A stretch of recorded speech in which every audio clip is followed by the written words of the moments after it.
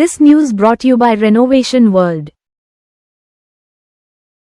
നമസ്കാരം, മാന്യ പ്രേക്ഷകർക്ക് ബ്രൈറ്റ് ന്യൂസിലേക്ക് സ്വാഗതം.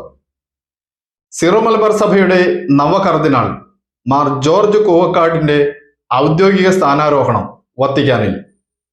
വിശദമായ വാർത്തകളിലേക്ക്.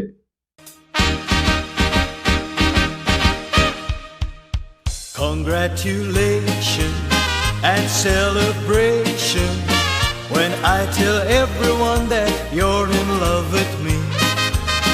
Congratulations and jubilation. I want the world to know I'm happy as can be.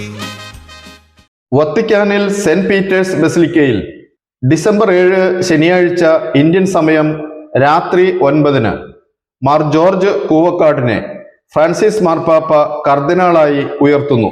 ശേഷം ഇന്ത്യൻ സമയം രാത്രി 10 മുതൽ 12 വരെ നവകർദിനാൾ ഫ്രാൻസിസ് മാർപ്പാപ്പയെ വത്തിക്കാൻ കൊട്ടാരത്തിൽ സന്ദർശിച്ച് ആശീർവാദം ഏറ്റുവാങ്ങുകയും ഡിസംബർ 8 ഞായറാഴ്ച ഇന്ത്യൻ സമയം ഉച്ചയ്ക്ക് 1 മണിക്ക് പരിശുദ്ധ മാർപ്പാപ്പയുമൊത്ത് നവകർദിനാൾ സെന്റ് പീറ്റേഴ്സ് ബസിലിക്കയിൽ വിശുദ്ധ കുർബാനയും അർപ്പിക്കും. സിറോ മലബാർ സഭയുടെ ഒരു സാധാരണ വൈദികനായിരുന്ന മാർ ജോർജ് കൂവക്കാട്ടിനെ ഫ്രാൻസിസ് മാർപ്പാപ്പ നേരിട്ട് കർദിനാൾ പദവിയിലേക്ക് ഉയർത്തുകയായിരുന്നു.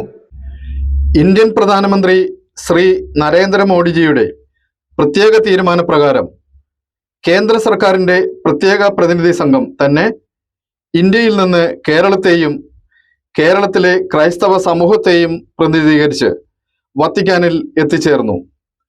ഇത് ലോക മലയാളികൾക്ക് ഏറെ അഭിമാനിക്കാവുന്ന ചരിത്ര മുഹൂർത്തങ്ങളാണ്.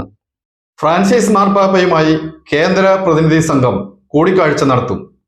അഭിവന്യ കർദിനാളിന് പ്രാർത്ഥനാശംസകളും അനുമോദനങ്ങളും അർപ്പിച്ചുകൊണ്ട് സിറോ മലബാർ സഭാ വിശ്വാസികൾ Congratulations and celebration when I tell everyone that you're in love with me.